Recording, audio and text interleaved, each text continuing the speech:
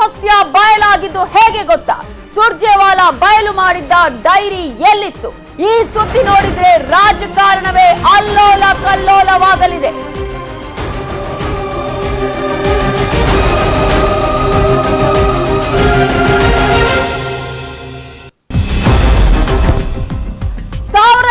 ಕೋಟಿ ಡೈರಿ ರಹಸ್ಯ ಬಯಲಾಗಿದ್ದು ಹೇಗೆ ಗೊತ್ತಾ? ಸುರ್ಜೇವಾಲಾ ಬಯಲು ಮಾಡಿದ್ದಂತಹ ಆ ಡೈರಿ ಎಲ್ಲಿತ್ತು ಗೊತ್ತಾ? ಈ ಸುದ್ದಿಯನ್ನ ನೋಡಿದ್ರೆ ರಾಜಕಾರಣದಲ್ಲಿ ಅಲ್ಲೋಲ ಕಲ್ಲೋಲ ಸೃಷ್ಟಿಯಾಗೋದು ಖಂಡಿತ, ಅಲ್ಲೋಲ ಕಲ್ಲೋಲ ನಡೆಯೋದು ಗ್ಯಾರಂಟಿ. ಯಡಿಯೂರಪ್ಪ ಡೈರಿ ಸಿಕ್ಕಿದ್ದು ಕಾಂಗ್ರೆಸ್ನ ಕಲಿ ಮನೆಯಲ್ಲಿ. 1800 ಕೋಟಿಯ ಡೈರಿ ರಹಸ್ಯ ಇದ್ದಿದ್ದು ಪ್ರಭಾವಿ ಕೈ ಮುಖಂಡನ ಬಳಿ. ಯಾರಿಗೂ ಸಿಗದ ಡೈರಿ ರಹಸ್ಯ ನ್ಯೂಸ್ 18 ಕನ್ನಡದಲ್ಲಿ. ಕಾಂಗ್ರೆಸ್ ನಾಯಕನ ಮನೆಯಲ್ಲಿ ಡೈರಿ ಹೇಗೆ ಬಂತು? ಡೈರಿ ಬಹಿರಂಗ ಆಗಿದ್ದು ಹೇಗೆ, ಯಾವಾಗ, ಯಾರಿಂದ? ನ್ಯೂಸ್ 18 ಕನ್ನಡದಲ್ಲಿ 1800 ಕೋಟಿ ಡೈರಿಯ ಅಸಲಿ ಕಹಾನಿಯನ್ನ ನಿಮ್ಮ ಮುಂದೆ ಇಡ್ತಾ ಇದ್ದೀವಿ. ಬಿಎಸ್ವೈ ಡೈರಿ ಸಿಕ್ಕಿದ್ದು ಇನ್ಯಾರ ಮನೆಯಲ್ಲೂ ಅಲ್ಲ, ಅದು ಕಾಂಗ್ರೆಸ್ನ ಪ್ರಭಾವಿ ಸಚಿವರೊಬ್ಬರ ಮನೆಯಲ್ಲಿ, ಡಿಕೆ ಶಿವಕುಮಾರ್ ಅವರ ಮನೆಯಲ್ಲಿ. ಐಟಿ ಅಧಿಕಾರಿಗಳಿಗೆ ಬಿಎಸ್ವೈ ಡೈರಿ ಕೊಟ್ಟಿದ್ದೆ ಸಚಿವ ಡಿಕೆ ಶಿವಕುಮಾರ್. ಐಟಿ ದಾಳಿಯಾದಾಗ ಡಿಕೆಶಿ ಮನೆಯಲ್ಲಿತ್ತು ಆ ಡೈರಿ. ಡಿಕೆಶಿ ಮನೆಯಲ್ಲಿ ಸಿಕ್ಕಿದ ಡೈರಿಯನ್ನ ಹಿಡಿದು ತನಿಖೆಯನ್ನ ಮಾಡಿದಾಗಲೇ ಗೊತ್ತಾಗಿದ್ದು ಯಡಿಯೂರಪ್ಪ ಡಿಕೆಶಿ ನಡುವಿನ ವ್ಯವಹಾರ. ಐಟಿ ಇಲಾಖೆ ಹೇಳ್ತಾ ಇದೆ ಡಿಕೆಶಿ ಕೊಟ್ಟ ಯಡಿಯೂರಪ್ಪನ ಡೈರಿ ಅಂತ ಹೇಳಿ. ಡಿಕೆಶಿ ಮನೆಯಲ್ಲಿ ಬಿಎಸ್ವೈ ಡೈರಿಯ ಜೆರಾಕ್ಸ್ ಪ್ರತಿಗಳು ಕೂಡ ಲಭ್ಯವಾಗಿದೆ. ಡೈರಿಯಲ್ಲಿತ್ತು ಬಿಜೆಪಿ ನಾಯಕರಿಗೆ ನೀಡಿದ ಹಣಕಾಸಿನ ರಹಸ್ಯ.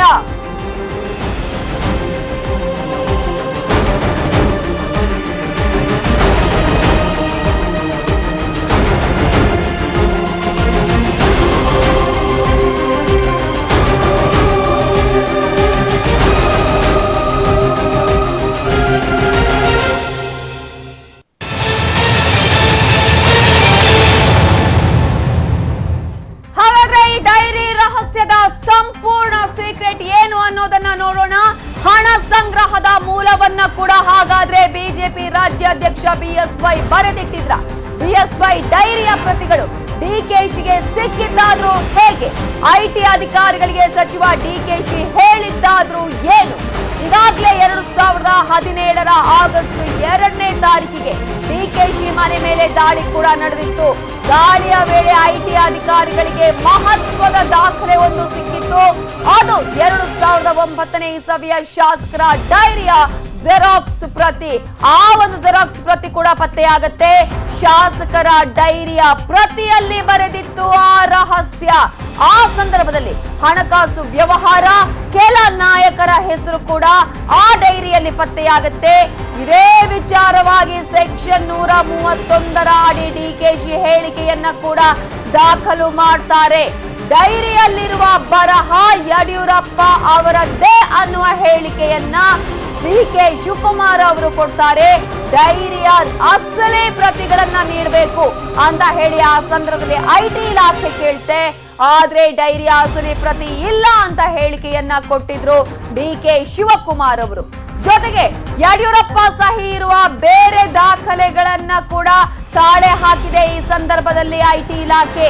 ಇದು ಬಿಎಸ್ವೈ ಅವರದ್ದೇ ಇರಬಹುದು ಅಂತ ಅಂದುಕೊಂಡೆ, ಅದಕ್ಕಾಗಿ ಲೋಕಾಯುಕ್ತ ಎಸಿಬಿ ಐಟಿಗೆ ತಿಳಿಸಲಿಲ್ಲ ಅನ್ನುವ ಹೇಳಿಕೆಯನ್ನ ಡಿಕೆ ಶಿವಕುಮಾರ್ ಅವರು ನೀಡ್ತಾರೆ. ಡಿಕೆಶಿ ದಾಖಲೆಯ ಜಾಡು ಹಿಡಿದು ಬಿಎಸ್ವೈ ಬೆನ್ನು ಬಿದ್ದಿತ್ತು ಐಟಿ. 25/11/2017 ಈ ಪ್ರಕರಣ ಸಂಬಂಧ ಬಿಎಸ್ವೈ ಹೇಳಿಕೆಯನ್ನ ಐಟಿ ಅಧಿಕಾರಿಗಳು ಪಡ್ಕೊಳ್ತಾರೆ. ಡೈರಿ ಬರೆಯುವ ಅಭ್ಯಾಸ ಇಲ್ಲ ಬಿಎಸ್ವೈ ಹೇಳ್ತಾರೆ. ಇದು ಸಹಿ ನನ್ನದಲ್ಲ ಅನ್ನುವ ಹೇಳಿಕೆಯನ್ನ ಕೂಡ ಬಿಎಸ್ವೈ ಸಂದರ್ಭದಲ್ಲಿ ನೀಡ್ತಾರೆ.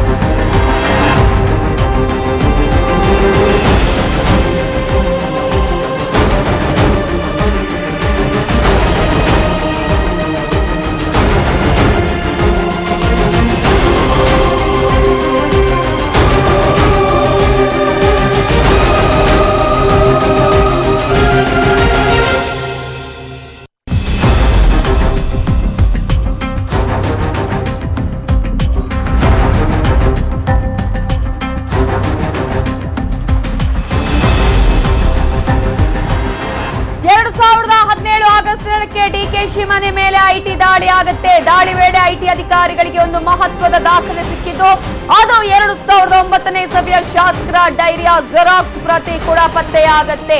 ಇದೇ ವಿಚಾರಕ್ಕೆ ಸಂಬಂಧಪಟ್ಟಂತೆ 2017ರಂದು ಕೂಡ ದಾಳಿ ಆದಾಗ ಡೈರಿಯ ಪ್ರತಿಯಲ್ಲಿ ಆ ಒಂದು ರಹಸ್ಯವನ್ನ ಬರೆದಿಡಲಾಗಿತ್ತು.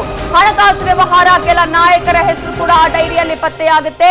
ಇದೇ ವಿಚಾರವಾಗಿ ಸೆಕ್ಷನ್ 131 ಡಿಕೆಶಿ ಹೇಳಿಕೆಯನ್ನ ಕೂಡ ನೀಡ್ತಾರೆ.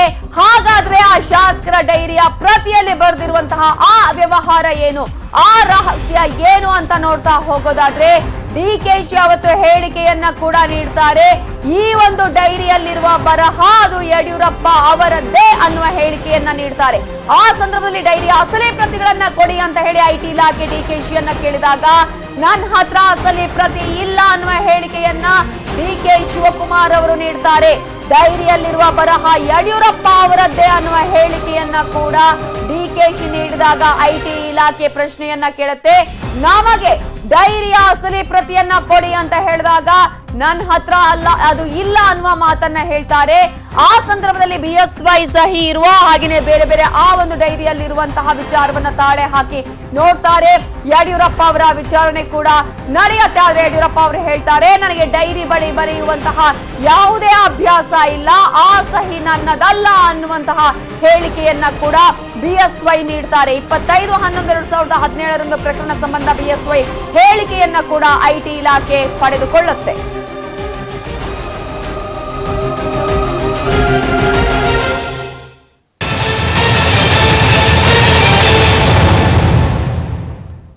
ಇನ್ನು ಇಷ್ಟೆಲ್ಲ ಆದ್ಮೇಲೆ ಐಟಿ ಇಲಾಖೆ ಯಾವ ರೀತಿಯಾಗಿ BSY ಅವರ ವಿಚಾರಣೆಯನ್ನ ಮಾಡುತ್ತೆ, ಆ ಸಂದರ್ಭದಲ್ಲಿ ಅವರು ಯಾವ ರೀತಿಯಾಗಿ ತನಿಖೆಗೆ ಸಹಕಾರವನ್ನ ಕೊಡ್ತಾರೆ, ಯಾವ ರೀತಿಯಾಗಿ ವಿಚಾರಣೆ ನಡೆಯುತ್ತೆ ಅಂತ ನೋಡ್ತಾ ಹೋಗೋದಾದ್ರೆ, ಐಟಿ ತನಿಖೆಗೆ ಸಂಪೂರ್ಣ ಸಹಕಾರವನ್ನ BS ಯಡಿಯೂರಪ್ಪ ಅವರು ನೀಡ್ತಾರೆ.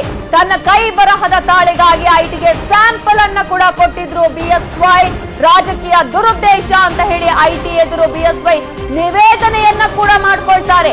ಐಟಿ ತನಿಖೆಗೆ ಸಂಪೂರ್ಣವಾದ ಸಹಕಾರವನ್ನ ಆ ಸಂದರ್ಭದಲ್ಲಿ ಬಿಜೆಪಿ ರಾಜ್ಯಾಧ್ಯಕ್ಷ BSY ನೀಡಿದ್ದು, ತನ್ನ ಕೈ ಬರಹದ ತಾಳೆಗಾಗಿ ಸ್ಯಾಂಪಲ್ ಅನ್ನ ಕೂಡ ನೀಡ್ತಾರೆ. ರಾಜಕೀಯ ದುರುದ್ದೇಶ ಇದರಲ್ಲಿ ಅಡಗಿದೆ ಅಂತ ಹೇಳಿ ಐಟಿ ಎದುರು ನಿವೇದನೆಯನ್ನ ಮಾಡಿಕೊಳ್ತಾರೆ. ಡಿಕೆಶಿ ಬಳಿ ಸಿಕ್ಕಿದ ಡೈರಿಯ ಹಾಳೆ ಕೈ ಬರಹದ ಸ್ಯಾಂಪಲ್ ಅನ್ನ ರವಾನೆ ಮಾಡಲಾಗುತ್ತೆ. 18/4/2018ರಂದು ಹೈದರಾಬಾದ್ನ ಪ್ರಯೋಗಾಲಯಕ್ಕೆ ರವಾನೆ ಮಾಡಲಾಗುತ್ತೆ. ಮೂಲ ಪ್ರತಿ ಇಲ್ಲದಿದ್ರೆ ನಿಖರ ತನಿಖೆ ಕಷ್ಟ ಸಾಧ್ಯ ಅಂತ ಹೇಳುತ್ತೆ FSL ಆ ಸಂದರ್ಭದಲ್ಲಿ. ಹಾಗಿದ್ರೆ ಆ ಡೈರಿ ಯಡಿಯೂರಪ್ಪ ಅವರಿಗೆ ಸೇರಿದ್ದ ಅಥವಾ BSY ಅವರ ಚಾರಿತ್ರ್ಯ ವಧೆಗಾಗಿ ಹೊರ ಬಂದಿದ್ದ? 2017ರಲ್ಲಿ ಸಿಕ್ಕ ದಾಖಲೆ 2019ಕ್ಕೆ ಮತ್ತೆ ಹೊರ ಬಂದಿದ್ಯಾಕೆ ಅನ್ನುವ ಪ್ರಶ್ನೆ ಈಗ ಇದೆ. ಖಾಸಗಿ ದೈನಿಕ ಕ್ಯಾರವಾನ್ ಪತ್ರಿಕೆಯಿಂದ ವರದಿ ಕೂಡ ಬರುತ್ತೆ. ಐಟಿ ಅಧಿಕಾರಿಗಳಿಗೆ ಅಸಲಿ ಪ್ರತಿ ಸಿಕ್ಕಿಲ್ಲ, ಹೀಗಾಗಿ ಗೊಂದಲದಲ್ಲೇ ಈ ಪ್ರಕರಣವನ್ನ ಕೈಬಿಟ್ಟಿದೆ ಐಟಿ ಅಧಿಕಾರಿಗಳು. ಹಾಗಾದ್ರೆ ಈಗಿರುವ ಪ್ರಶ್ನೆ, ಅಸಲಿ ಡೈರಿ ಎಲ್ಲಿದೆ, ಯಾರ ಬಳಿ ಇದೆ ಅನ್ನುವಂತಹ ಪ್ರಶ್ನೆ ಈಗ ಇರೋದು. ಒಂದು ವೇಳೆ ಅಸಲಿ ಡೈರಿ ಇರೋದಾದ್ರೆ ಎಲ್ಲಿದೆ, ಅಥವಾ ಅಸಲಿ ಡೈರಿ ಇದೆಯಾ ಇಲ್ವಾ, ನಾಶವಾಗಿದೆಯಾ? ಅಸಲಿ ಡೈರಿ ಸಿಕ್ಕಿದ್ದೆ ಆದ್ರೆ ಯಡಿಯೂರಪ್ಪಗೆ ಸಂಕಷ್ಟ ಕಟ್ಟಿಟ್ಟ ಬುತ್ತಿ ಅಂತಾನೆ ಹೇಳಲಾಗ್ತಾ ಇದೆ.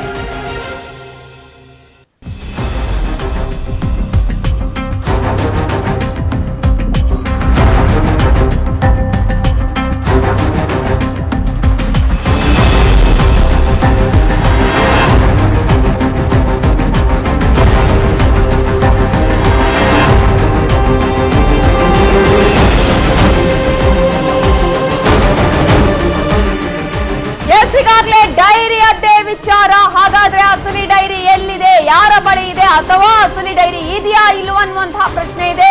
ಒಂದು ವೇಳೆ ಅಸಲಿ ಡೈರಿ ಸಿಕ್ಕಿದೆ ಆದ್ರೆ ಯಡಿಯೂರಪ್ಪ ಅವರಿಗೆ ಸಂಕಷ್ಟ ತಪ್ಪಿದ್ದಲ್ಲ ಅನ್ನುವಂತಹ ಮಾತುಗಳು ಕೂಡ ಕೇಳಿ ಬರ್ತಾ ಇದೆ. ಯಾಕಂದ್ರೆ ಈಗಾಗಲೇ FSL ವರದಿಯ ಪ್ರಕಾರ ಅಸಲಿ ಡೈರಿ ಇಲ್ಲದಿದ್ರೆ ಅಥವಾ ಅಸಲಿ ಒಂದು ಡೈರಿಯಲ್ಲಿ ಇರುವಂತಹ ಮಾಹಿತಿಗಳು ಇದ್ರೂ ಕೂಡ ಅಸಲಿ ಡೈರಿ ಇಲ್ಲ ಅನ್ನೋದಾದ್ರೆ ಅದನ್ನ ಎಕ್ಸಾಮಿನೇಷನ್ ಮಾಡೋದಕ್ಕೆ ಕಷ್ಟ, ಸತ್ಯಾಂಶ ಹೊರಬೀಳೋದು ಕಷ್ಟ ಅನ್ನೋದನ್ನ ಕೂಡ ಹೇಳಿದೆ. ಆದ್ರೆ ಖಾಸಗಿ ದೈನಿಕ ಕ್ಯಾರವಾನ್ ಪತ್ರಿಕೆ ಈಗಾಗಲೇ ವರದಿಯನ್ನ ಮಾಡಿದ್ದು ಐಟಿ ಅಧಿಕಾರಿಗಳಿಗೆ ಅಸಲಿ ಪ್ರತಿ ಸಿಕ್ಕಿಲ್ಲ ಅನ್ನೋದನ್ನ ಕೂಡ ಹೇಳಿದೆ.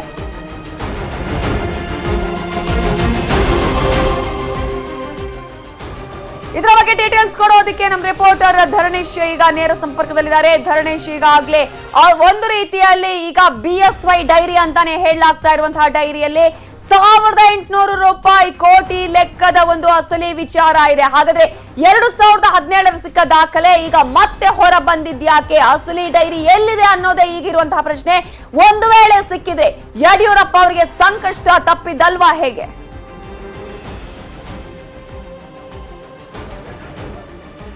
ಯಡಿಯೂರಪ್ಪ ಡೈರಿ ಪ್ರಕರಣವನ್ನ ಇವತ್ತು ಕಾಂಗ್ರೆಸ್ ಚರ್ಚೆಯ ಮುನ್ನೆಲೆಗೆ ತಂದಿದೆ. ಈ ಬೆಳವಣಿಗೆ ಆದ ಬೆನ್ನಲ್ಲೇ ಈಗ CBDT ಅಂದ್ರೆ central board of direct taxes ಅನ್ನುವಂತಹ ಸಂಸ್ಥೆ, ಕೇಂದ್ರ ಸರ್ಕಾರದ ಈ ಸಂಸ್ಥೆ ಒಂದು ಪತ್ರಿಕಾ ಪ್ರಕಟಣೆಯನ್ನ ಹೊರಡಿಸಿದೆ. ಅದರಲ್ಲಿ ಒಂದು ಸ್ಫೋಟಕ ಮಾಹಿತಿ ಇದೆ. ಆ ಸ್ಫೋಟಕ ಮಾಹಿತಿ ಏನು ಅಂತಂದ್ರೆ, ಯಡಿಯೂರಪ್ಪ ಅವರನ್ನ ಬೇರೆ ಪಕ್ಷದಲ್ಲಿದ್ರೂ ಕೂಡ ನನ್ನ ಆತ್ಮೀಯರು ಅಂತ ಅವಾಗವಾಗ ಹೇಳ್ಕೊಳ್ತಿರುವಂತಹ DK ಶಿವಕುಮಾರ್ ಈ ಯಡಿಯೂರಪ್ಪ ಡೈರಿ ಬಗ್ಗೆ ಐಟಿಗೆ ಮಾಹಿತಿಯನ್ನ ನೀಡಿದರೆ, ಯಡಿಯೂರಪ್ಪ ಹಸ್ತಾಕ್ಷರದ ಬಗ್ಗೆ ಮಾಹಿತಿಯನ್ನ ನೀಡಿದರೆ ಅನ್ನುವಂತಹ ಸ್ಫೋಟಕ ಮಾಹಿತಿಗಳು ಲಭ್ಯ ಆಗ್ತಿದ್ದಾವೆ. ಅಂದ್ರೆ ಈ ಒಂದು ಪತ್ರಿಕಾ ಪ್ರಕಟಣೆಯ ಪ್ರಕಾರ ನಾವು ಹೋಗೋದಾದ್ರೆ, ಅಲ್ಲಿ ಕಳೆದ 2017 ಆಗಸ್ಟ್ 2ನೇ ತಾರೀಕು DK ಶಿವಕುಮಾರ್ ಅವರನ್ನ ವಿಚಾರಣೆಗೆ ಒಳಪಡಿಸ್ತಾರೆ. DK ಶಿವಕುಮಾರ್ ಅನ್ನ ಅವರ ಕೇಸಿಗೆ ಸಂಬಂಧಪಟ್ಟಂತೆ ಅವರ ಮೇಲೆ IT ದಾಳಿ ಆಗಿತ್ತು. ನಂತರದಲ್ಲಿ IT ಅಧಿಕಾರಿಗಳು ವಿಚಾರಣೆಗೆ ಒಳಪಡಿಸಿದ್ರು. ಆಗ ಅಲ್ಲಿ ಅವರ ಮನೆಯಲ್ಲಿ ಒಂದು ಯಡಿಯೂರಪ್ಪ ಅವರ ಕೈ ಬರಹದ ಅನ್ನುವಂತ ಒಂದು ಪ್ರತಿಗಳು ಸಿಕ್ಕಿದ್ವು, ಹಾಳೆಗಳು ಸಿಕ್ಕಿದ್ವು. ಇವು ಈ ಹಾಳೆಗಳ ಬಗ್ಗೆ ಸ್ಪಷ್ಟೀಕರಣ ಕೊಡಿ ಅಂತೇಳಿ IT ತನಿಖೆ ಅಧಿಕಾರಿಗಳು DK ಶಿವಕುಮಾರ್ ಅವರನ್ನ ಕೊಡ್ತಾರೆ. ಆಗ ನಿಜಕ್ಕೂ ಕೂಡ DK ಶಿವಕುಮಾರ್ ಒಂದು ನಿಜವಾದ ರಾಜಕಾರಣಿಯ ರೀತಿಯಲ್ಲಿ ವರ್ತಿಸಿದ್ದಾರೆ. ಯಾಕೆಂತಂದ್ರೆ ಅಲ್ಲಿ ಯಡಿಯೂರಪ್ಪ ಹೆಸರನ್ನ ಅಲ್ಲಗೆಳಿಬಹುದಿತ್ತು ಅಥವಾ ತನಗೆ ಗೊತ್ತಿಲ್ಲ ಎನ್ನಬಹುದಿತ್ತು. ಆದ್ರೆ ಯಡಿಯೂರಪ್ಪ ಅನ್ನುವಂತ ಯಡಿಯೂರಪ್ಪ ಹಸ್ತಾಕ್ಷರದ ಬಗ್ಗೆ ಅವರು ಒಪ್ಕೊಂಡಿದ್ದಾರೆ. ಇದು ಯಡಿಯೂರಪ್ಪ ಹಸ್ತಾಕ್ಷರ ಅನ್ನುವಂಥದ್ದನ್ನ ಒಪ್ಕೊಂಡಿದ್ದಾರೆ. ಆ ನಂತರದಲ್ಲಿ IT ಅಧಿಕಾರಿಗಳು ಅವರನ್ನ ಆಗಿದ್ರೆ ಇದರ ಮೂಲ ಪ್ರತಿಗಳನ್ನ ಕೊಡಿ ಅಂತ ಕೇಳಿದ್ದಾರೆ. ಯಾಕೆಂತಂದ್ರೆ ಅವೆಲ್ಲವೂ ಕೂಡ ಜೆರಾಕ್ಸ್ ಕಾಪಿಗಳಾಗಿದ್ವು. ಹಾಗಾಗಿ ಮೂಲ ಕಾಪಿಗಳನ್ನ ಕೊಡಿ, ಒರಿಜಿನಲ್ ಕಾಪೀಸ್ ಕೊಡಿ ಅನ್ನುವಂತ ಬೇಡಿಕೆಯನ್ನ ಇಟ್ಟಿದ್ದಾರೆ IT ಅಧಿಕಾರಿಗಳು. ಅದಕ್ಕೆ ಸ್ಪಷ್ಟೀಕರಣ ಕೊಟ್ಟಂತಹ DK ಶಿವಕುಮಾರ್, ಒಬ್ಬ ರಾಜಕಾರಣಿಗೆ ಬೇರೆ ಪಕ್ಷಗಳಿಂದ ಜನರಿಂದ ಮಾಹಿತಿಗಳು ದಾಖಲೆಗಳು ಬರ್ತವೆ. ಅದೇ ರೀತಿಯಲ್ಲಿ ಈ ಯಡಿಯೂರಪ್ಪ ಡೈರಿ ವಿಷಯದಲ್ಲೂ ಕೂಡ ತನಗೆ ಮಾಹಿತಿ ಬಂದಿದೆ, ದಾಖಲೆ ಇದೆ, ಇದರ ಮೂಲ ತಿಳಿಸ್ಲಿಕ್ಕೆ ಸಾಧ್ಯ ಇಲ್ಲ ಅನ್ನುವಂತ ಮಾತುಗಳನ್ನ ಆಡ್ತಾರೆ.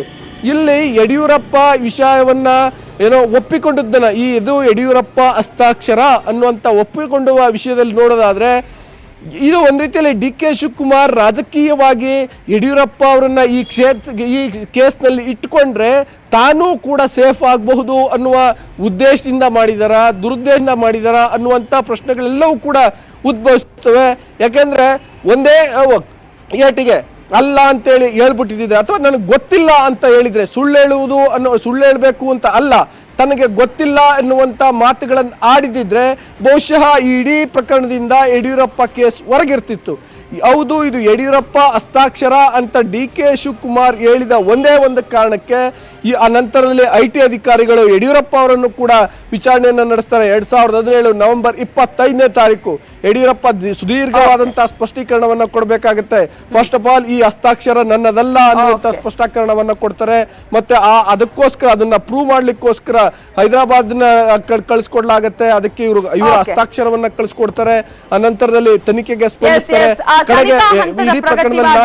ನಂತರದ ಬೆಳವಣಿಗೆಗಳ ಬಗ್ಗೆ ಕೂಡ ಇನ್ನಷ್ಟು ಮಾಹಿತಿಯನ್ನು ಪಡ್ಕೊಳ್ತೀನಿ. ಧರಣೇಶ್, 100 ಕೋಟಿಯ ರಹಸ್ಯ ಆ ಡೈರಿಯಲ್ಲಿ ಏನಿತ್ತು, ಆ ರಹಸ್ಯವನ್ನ ಈಗಾಗಲೇ ಬಿಚ್ಚಿಡುವಂತಹ ಪ್ರಯತ್ನ ಆಗ್ತಾ ಇದೆ. ಹಾಗಾದ್ರೆ ಒಂದು ವೇಳೆ ಅಸಲಿ ಡೈರಿ ಸಿಕ್ಕಿದ್ರೆ BS ಯಡಿಯೂರಪ್ಪ ಅವರಿಗೆ ಸಂಕಷ್ಟ ತಪ್ಪಿದ್ದಲ್ಲ ಅನ್ನೋದನ್ನ ಕೂಡ ಈಗಾಗಲೇ ಹೇಳಲಾಗ್ತಾ ಇದೆ. ಇದರ ಬಗ್ಗೆ ಡೀಟೇಲ್ಸ್ ಕೊಡೋದಕ್ಕೆ ನಮ್ಮ ಪೊಲಿಟಿಕಲ್ ಬ್ಯೂರೋ ಮುಖ್ಯಸ್ಥರಾಗಿರುವಂತಹ ಚಿದಾನಂದ ಪಟೇಲ್ ಈಗ ನೇರ ಸಂಪರ್ಕದಲ್ಲಿದ್ದಾರೆ. ಚಿದಾನಂದ ಪಟೇಲ್, ಈಗಾಗಲೇ IT ದಾಳಿ ಆದಂತಹ ಸಂದರ್ಭದಲ್ಲಿ ನಾವು ಗಮನಿಸಿದ್ವಿ ಯಾವ ರೀತಿಯಂತಹ ಲೆಕ್ಕಾಚಾರಗಳಲ್ಲಿ ನಡೆದಿದ್ವು, ಏನೇನು ಡೆವಲಪ್ಮೆಂಟ್ಸ್ ಆಯ್ತು. ಅದರಲ್ಲೂ ಕೂಡ DK ಶಿವಕುಮಾರ್ ಅವರ ಮೇಲೆ ಕೇಳಿ ಬಂದ ಆರೋಪ, ಅವರು ಡೈರಿಯನ್ನ ಹರಿದು ಹಾಕಿದ್ದಾರೆ, ಪ್ರತಿಗಳನ್ನ ಹರಿದು ಹಾಕಿದ್ದಾರೆ ಅಂತ. ಆ ಸಂದರ್ಭವನ್ನ ಕೂಡ ಒಂದ್ಸಲ ನಾವು ರಿಕಾಲ್ ಮಾಡೋದಾದ್ರೆ ಯಾವ ರೀತಿಯಾಗಿ ಇದಕ್ಕೂ ತಾಳೆ ಆಗ್ತಾ ಇದೆ? ನವಿತಾ ಜೈನ್, ಇಡೀ ಡೈರಿ ಪ್ರಕರಣವನ್ನು ನಾವು ಗಮನಿಸ್ತಾ ಹೋದ್ರೆ ಅದು ಚುನಾವಣೆ ಹೊತ್ತಿನಲ್ಲೇ ಕಾಂಗ್ರೆಸ್ ದೆಹಲಿಯಲ್ಲೇ ಇದನ್ನು ಬಿಡುಗಡೆ ಮಾಡಿದ್ ನೋಡಿದ್ರೆ ಇಲ್ಲಿ ಬಹಳಷ್ಟು ರಾಜಕೀಯವಾಗಿ ಇದನ್ನ ಸದ್ದು ಮಾಡಲಿಕ್ಕೆ ಮತ್ತು ರಾಜಕೀಕರಣಗೊಳಿಸಲಿಕ್ಕೆ ಕೂಡ ಬಿಡುಗಡೆ ಮಾಡಿದ್ದಾರೆ ಎಂಬ ಆರೋಪ ಕೂಡ ಇದರಲ್ಲಿ ಕೇಳಿ ಬರ್ತಿರುವಂತದ್ದು ಮತ್ತು ಅನುಮಾನ ಕೂಡ ವ್ಯಕ್ತವಾಗ್ತಿದೆ. ನವಿತಾ ಜೈನ್ ಡಿ ಕೆ ಶಿವಕುಮಾರ್ ಅವರ ಮೇಲೆ ಆಗಸ್ಟ್ ತಿಂಗಳಲ್ಲಿ ಅಂದ್ರೆ 2017 ಆಗಸ್ಟ್ ತಿಂಗಳಲ್ಲಿ ಐಟಿ ರೈಡ್ ಆದ ಸಂದರ್ಭದಲ್ಲಿ ಡಿ ಕೆ ಶಿವಕುಮಾರ್ ಅವರು ಬಿಡದಿ ಬಳಿರ್ತಕ್ಕಂಥ ಈಗಲ್ಟನ್ ರೆಸಾರ್ಟ್ ನ ರೂಮ್ ನಲ್ಲಿದ್ರು. ಆ ಸಂದರ್ಭದಲ್ಲಿ ಐಟಿ ದಾಳಿ ಆದ ತಕ್ಷಣವೇ ಡಿ ಕೆ ಶಿವಕುಮಾರ್ ಬಳಿ ಹಲವಾರು ಡೈರಿಯ ಕೆಲವೊಂದು ಹಾಳೆಗಳಿದ್ವು. ಆ ಹಾಳೆಯನ್ನ ಡಿ ಕೆ ಶಿವಕುಮಾರ್ ಕೆಲವೊಂದು ಅರಿದು ಹಾಕಿದ್ರು, ಕೆಲವೊಂದ ತಾವು ಜಗಿದು ಹಾಕಿದ್ರು ಅಂತೇಳಿ ಆರೋಪ ಮಾಡಲಾಯಿತು. ಅರಿದು ಹಾಕಿದಂತ ಹಾಳೆಯನ್ನು ಕೂಡ ಐಟಿ ಅಧಿಕಾರಿಗಳು ವಶಪಡಿಸಿಕೊಂಡಂತ ಐಟಿ ಅಧಿಕಾರಿಗಳ ಆ ಒಂದು ಡೈರಿಯ ಕೆಲವು ಹಾಳೆಗಳಲ್ಲಿ ಡಿ ಕೆ ಶಿವಕುಮಾರ್ ಸ್ವತಃ ಹೈಕಮಾಂಡ್ಗೆ ಕೊಟ್ಟಂತ ಕಪ್ಪದ ಒಂದಷ್ಟು ವಿವರಣೆಗಳು ಕೂಡ ಇದ್ವು ಅಂತೇಳಿ ಐಟಿಯ ಆರೋಪ ಆಗಿತ್ತು. ಮತ್ತು ಐಟಿ ಸಂಬಂಧಪಟ್ಟಕ್ಕೆ ಕೂಡ ತನಿಖೆ ನಡೆಸಿದೆ ಮತ್ತು ತನಿಖೆ ಕೂಡ ಮುಂದುವರೆದಿದೆ. ಇದರ ನಡುವೆ ಇದೀಗ ಡಿ ಕೆ ಶಿವಕುಮಾರ್ ಸದಾಶಿವನಗರದ ನಿವಾಸದಲ್ಲಿ ದಾಳಿ ಮಾಡಿದ ಸಂದರ್ಭದಲ್ಲಿ ಡಿ ಕೆ ಶಿವಕುಮಾರ್ ನಿವಾಸದಲ್ಲಿ BS ಯಡಿಯೂರಪ್ಪನವರು ಬರೆದಿರ್ತಕ್ಕಂಥ ಡೈರಿಯ ಪ್ರತಿ ಎನ್ನಲಾದಂತ ಬಹಳಷ್ಟು ಹಾಳೆಗಳು ಸಿಕ್ತು. ಆದ್ರೆ ಆ ಹಾಳೆಗಳಲ್ಲಿ BS ಯಡಿಯೂರಪ್ಪನವರು ಈ ಹಿಂದೆ ಅವರು 2009ರಲ್ಲಿ ಅವರು ಮುಖ್ಯಮಂತ್ರಿ ಆದಂತ ಸಂದರ್ಭದಲ್ಲಿ ಬಿಜೆಪಿ ಹೈಕಮಾಂಡ್ಗೆ ಕಪ್ಪವನ್ನು ಕೊಟ್ಟರು. 1800 ಕೋಟಿ ರೂಪಾಯಿನ ಬಿಜೆಪಿ ಹೈಕಮಾಂಡ್ ಮತ್ತು ಬಿಜೆಪಿ ನಾಯಕರಿಗೆ ಕಪ್ಪವನ್ನು ಕೊಟ್ಟರು. ಅದರಲ್ಲಿ ಪ್ರಮುಖವಾಗಿ ಅಂದಿನ ಬಿಜೆಪಿಯ ರಾಷ್ಟ್ರೀಯ ಅಧ್ಯಕ್ಷ ಆಗಿದ್ದಂತ ನಿತಿನ್ ಗಡ್ಕರಿ ಅವರಿಗೆ 100 ಕೋಟಿಗೂ ಹೆಚ್ಚು ಕಪ್ಪವನ್ನು ಕೊಟ್ಟರು. ಅವರ ಪುತ್ರಿಯ ಮದುವೆಗೂ ಕೂಡ BS ಯಡಿಯೂರಪ್ಪನವರು 10 ಕೋಟಿ ರೂಪಾಯಿಯನ್ನ ನೀಡಿದ್ದಾರೆ ಅಂತ ಹೇಳಿ ಆ ಡೈರಿಯಲ್ಲಿ ಉಲ್ಲೇಖ ಆಗಿತ್ತು. ಜೊತೆಗೆ ಪ್ರಮುಖವಾಗಿ ಅರುಣ್ ಜೇಟ್ಲಿ ಸೇರಿದಂತೆ, ಲಾಲ್ ಕೃಷ್ಣ ಅಡ್ವಾಣಿ ಸೇರಿದಂತೆ, ಮುರಳಿ ಮನೋಹರ್ ಜೋಶಿ ಸೇರಿದಂತೆ, ರಾಜನಾಥ್ ಸಿಂಗ್ ಸೇರಿದಂತೆ ಅನೇಕ ನಾಯಕರುಗಳ ಹೆಸರು ಕೂಡ ಪ್ರಸ್ತಾಪವಾಗಿದ್ದೆ. ಆದ್ರೆ ಈ ಡೈರಿಯನ್ನು FSL ಕೂಡ ತನಿಖೆ ನಡೆಸಿದಂತ ಸಂದರ್ಭದಲ್ಲೂ ಕೂಡ ಅದು ಪಕ್ಕಾ BS ಯಡಿಯೂರಪ್ಪನವರದೇ ಆ ಒಂದು ಡೈರಿ ಮತ್ತು ಅವರೇ ಬರೆದಿರಂತ ಇನ್ನೂ ಕೂಡ ಅನುಮಾನ ಕಾಡ್ತಿರುವಂತದ್ದು.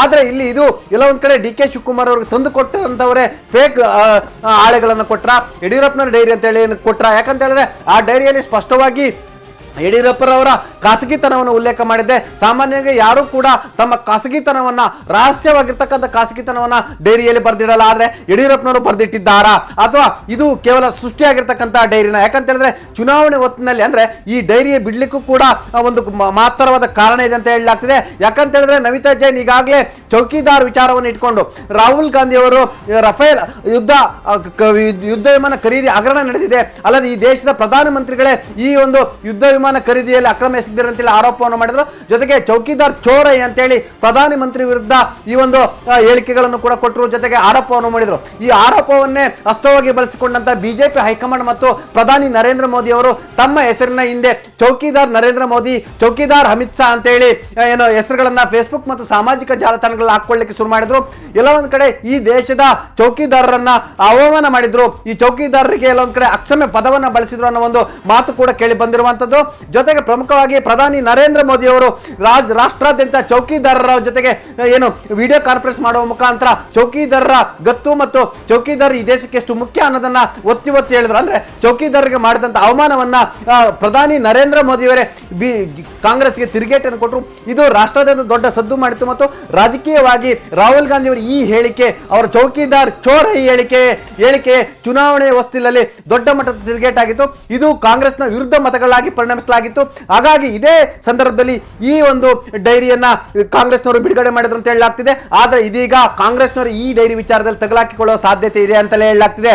ಯಾಕಂತ ಹೇಳಿದ್ರೆ ಸ್ವತಃ ಡಿ ಕೆ ಶಿವಕುಮಾರ್ ಅವರೇ ಈ ಡೈರಿ ಅಸಲಿತೆಯನ್ನು ಒಪ್ಪಿಕೊಂಡಿಲ್ಲ. ಇದು ಅಸಲಿ ಡೈರಿ ಅಂತ ಕೂಡ ಅವರು ಒಪ್ಪಿಕೊಳ್ಳಲಿಕ್ಕೆ ತಯಾರಾಗ್ತಿಲ್ಲ. ಜೊತೆಗೆ ಇದರ ಮೂಲ ಪ್ರತಿ ಕೂಡ ಅವರ ಬಳಿ ಇಲ್ಲ. ಪ್ರಮುಖವಾಗಿ ನವಿತಾ ಜೈನ್ ಈ ಪ್ರತಿಗೆ ಸಂಬಂಧಪಟ್ಟಾಗೆ ಡಿ ಕೆ ಶಿವಕುಮಾರ್ ಅವರಿಗೆ ನನಗೆ ಯಾರೋ ತಂದು ಕೊಟ್ಟರು ಅಂತ ಹೇಳ್ತಾರೆ. ಆದ್ರೆ ಯಾರು ತಂದು ಕೊಟ್ಟರು ಅಂತ ಉಲ್ಲೇಖ ಇಲ್ಲ. ಇನ್ನು FSL ನಲ್ಲೂ ಕೂಡ ಈ ಸಂಬಂಧಪಟ್ಟಾಗೆ ಏನು ತನಿಖೆ ಆದಂತ ಸಂದರ್ಭದಲ್ಲೂ ಕೂಡ FSL ವರದಿಯಲ್ಲೂ ಕೂಡ ಅಸಲಿ ಡೈರಿಯನ್ನು ಕೇಳಿರುವಂತದ್ದು. ಆದ್ರೆ ಡಿ ಕೆ ಶಿವಕುಮಾರ್ ಅಸಲಿ ಡೈರಿ ಇಲ್ಲ, ಯಾವುದೋ ಜೆರಾಕ್ಸ್ ಇದೆ. ಅಂದ್ರೆ ಚುನಾವಣೆ ಹೊತ್ತಿನಲ್ಲಿ ಈ ಡೈರಿಯನ್ನು ಬಿಡುಗಡೆ ಹಿಂದೆ ರಾಜಕೀಕರಣ ಇರುವಂತದ್ದು. ಎಲ್ಲೊಂದ್ ಕಡೆ ಯಡಿಯೂರಪ್ಪ ಮುಖಾಂತರ ಬಿಜೆಪಿ ಹೈಕಮಾಂಡ್ ಅನ್ನ, ಪ್ರಧಾನಿ ನರೇಂದ್ರ ಮೋದಿ ಅವರನ್ನ, ಅಮಿತ್ ಶಾ ಅವರನ್ನ ಮತ್ತು ಇಡೀ ಬಿಜೆಪಿ ನಾಯಕರನ್ನ ಎಲ್ಲೊಂದ್ ಕಡೆ ಅಣಿಯುವ ಪ್ರಯತ್ನ ಮಾಡ್ಲಿಕ್ಕೆ ಕಾಂಗ್ರೆಸ್ ಹೋಗಿ ಇದೀಗ ಕಾಂಗ್ರೆಸ್ ಹಳ್ಳಕ್ಕೆ ಬೀಳುವ ಸಾಧ್ಯತೆ ಕೂಡ ತಳ್ಳಿ ಹಾಕುವಂತಿಲ್ಲ Navitha Jain. Okay, thank you Chidanand Patel ಡೀಟೇಲ್ಸ್ಗೆ. 1800 ಕೋಟಿ ಕಪ್ಪವನ್ನ ಕೊಟ್ಟ ವಿಚಾರಕ್ಕೆ ಸಂಬಂಧಪಟ್ಟ ಹಾಗೆ ಇವತ್ತು ಈಗಾಗಲೇ ಈ ಒಂದು ಡೈರಿಯ ವಿಚಾರವನ್ನ ಕೂಡ ಪ್ರಸ್ತಾಪ ಮಾಡಲಾಗಿದೆ. ಆದ್ರೆ ಆ ಒಂದು ತನಿಖೆಯ ಸಂದರ್ಭದಲ್ಲಿ ಐಟಿ ತನಿಖೆಯ ವೇಳೆ ಡಿ ಕೆ ಶಿವಕುಮಾರ್ ಅವರೇ ನನ್ನ ಹತ್ರ ಅಸಲಿ ಡೈರಿ ಇಲ್ಲ ಅನ್ನೋದನ್ನ ಕೂಡ ಒಪ್ಪಿಕೊಳ್ತಾರೆ. ಹಾಗಾದ್ರೆ ಈ ಡೈರಿ ಎಲ್ಲಿದೆ ಅನ್ನುವಂತಹ ಪ್ರಶ್ನೆ ಡಿ ಕೆ ಶಿ ಅವರ ಮನೆಯಲ್ಲಿ ಸಿಕ್ಕಿದೆ ಎನ್ನಲಾದ ಡೈರಿಯ ಅಸಲಿಯತ್ತು ಏನು? ಅಸಲಿ ಡೈರಿ ಎಲ್ಲಿದೆ, ಒಂದು ವೇಳೆ ಇದೆ ಅನ್ನೋದಾದ್ರೆ ಯಾರ ಬಳಿ ಇದೆ ಅನ್ನೋದು ಕೂಡ ಈಗಿರುವಂತಹ ಪ್ರಶ್ನೆ. ಒಂದು ವೇಳೆ ಅಸಲಿ ಡೈರಿ ಸಿಕ್ಕಿದ್ದೆ ಆದ್ರೆ BS ಯಡಿಯೂರಪ್ಪ ಅವರಿಗೆ ಸಂಕಷ್ಟ ತಪ್ಪಿದ್ದಲ್ಲ. ಆದ್ರೆ ಇದು ಅಸಲಿ ಡೈರಿ ಇಲ್ಲ, ಇದನ್ನ ನಕಲಿ ಡೈರಿಯನ್ನ ಸುಖಾಸುಮ್ಮನೆ ಮಾಡಲಾಗಿದೆ ಅನ್ನೋದು ಬಿಜೆಪಿ ಅವರ ಮಾತು, ಬಿಜೆಪಿ ಅವರ ಆರೋಪ. ಐಟಿ ತನಿಖೆಗೆ ಸಂಪೂರ್ಣ ಸಹಕಾರವನ್ನು ಆ ಸಂದರ್ಭದಲ್ಲಿ BS ಯಡಿಯೂರಪ್ಪ ಅವರು ನೀಡಿದ್ರು. ತನ್ನ ಕೈ ಬರಹದ ತಾಳಿಗಾಗಿ ಐಟಿಗೆ ಸ್ಯಾಂಪಲ್ ಅನ್ನ ಕೂಡ BSY ನೀಡಿದ್ರು. ಅದೇ ರಾಜಕೀಯ ದುರುದ್ದೇಶ ಅಂತ ಹೇಳಿ ಐಟಿ ಎದುರು BSY ನಿವೇದನೆಯನ್ನ ಕೂಡ ಮಾಡಿಕೊಂಡಿದ್ರು. ಹಾಗಾದ್ರೆ ಇದೇ ಒಂದು ವಿಚಾರಕ್ಕೆ ಸಂಬಂಧಪಟ್ಟಂತೆ ಸಿಎಂ ಕುಮಾರಸ್ವಾಮಿ ಅವರು ಏನು ಪ್ರತಿಕ್ರಿಯೆ ಕೊಟ್ಟಿದ್ದಾರೆ ನೋಡೋಣ. ಬಿಜೆಪಿ ಅಧಿಕಾರದಲ್ಲಿ ಇದ್ದಾಗ ಕರ್ನಾಟಕ ರಾಜ್ಯದಲ್ಲಿ 2009ರಲ್ಲಿ ನಮ್ಮ ರಾಜ್ಯದ ಸಂಪತ್ತನ್ನ ಲೂಟಿ ಮಾಡಿ ಕೇಂದ್ರದ ಬಿಜೆಪಿ ಕಮಿಟಿಗೆ 1000 ಕೋಟಿ, 3-4 ಜನ ನಾಯಕರುಗಳಿಗೆ 100 ಕೋಟಿ 50 ಕೋಟಿ ಕೊಟ್ಟಿದ್ದಾರೆ ಅಂತ ಹೇಳಿ ಇವತ್ತು ಯಾವುದೋ ಒಂದು ದೆಹಲಿಯ ಇಂಗ್ಲಿಷ್ ಪತ್ರಿಕೆ ದೊಡ್ಡ ಆರ್ಟಿಕಲ್ ಮಾಡ್ಕೊಂಡಿದ್ದಾರೆ. ಇದು ಬಿಜೆಪಿಯವರ ಕೊಡುಗೆ. ಬಿಜೆಪಿ ಅಧಿಕಾರದಲ್ಲಿ ಇದ್ದಾಗ ನರೇಂದ್ರ ಮೋದಿ ಮತ್ತು ಬಿಜೆಪಿ ಜನಪ್ರಿಯತೆ ದಿನ ಕಳೆದಂತೆ ಹೆಚ್ಚುತ್ತಿರುವ ಹಿನ್ನೆಲೆಯಲ್ಲಿ ಕಾಂಗ್ರೆಸ್ ನಾಯಕರು ತೀವ್ರ ಹತಾಶೆಗೊಂಡಿದ್ದಾರೆ. 2019ರ ಲೋಕಸಭಾ ಚುನಾವಣೆಯಲ್ಲಿ ಸೋಲು ತಮಗೆ ಕಟ್ಟಿಟ್ಟ ಬುತ್ತಿ ಅನ್ನುವಂಥದ್ದು ಕಾಂಗ್ರೆಸ್ ನಾಯಕರಿಗೆ ಸ್ಪಷ್ಟವಾಗಿ ಅರಿವಾಗಿದೆ. ಕಾಂಗ್ರೆಸ್ ನಾಯಕರು ಚುನಾವಣೆಗೆ ಮೊದಲೇ ಸೋಲನ್ನು ಒಪ್ಪಿಕೊಂಡಿದ್ದಾರೆ. ಈಗ ಪ್ರಸ್ತಾಪಿಸಿರುವ ಭ್ರಷ್ಟಾಚಾರ ಆರೋಪದ ಕುರಿತು ಈ ಹಿಂದೆ ವಿಚಾರಣೆ ನಡೆದು ಇದಕ್ಕೆ ಸಂಬಂಧಿಸಿದ ದಾಖಲೆಗಳೆಲ್ಲವೂ ನಕಲಿ ಅನ್ನುವಂಥದ್ದು ಸಾಬೀತಾಗಿದೆ. ಇದು ಈ ಹೊತ್ತಿನ ಡೈರಿ ರಹಸ್ಯ ಮಹಾಸ್ಫೋಟ. ನೋಡ್ತಾ ಇರಿ ನ್ಯೂಸ್ 18 ಕನ್ನಡ, ಜಾಲ ನಮ್ಮದು, ಬಲ ನಿಮ್ಮದು.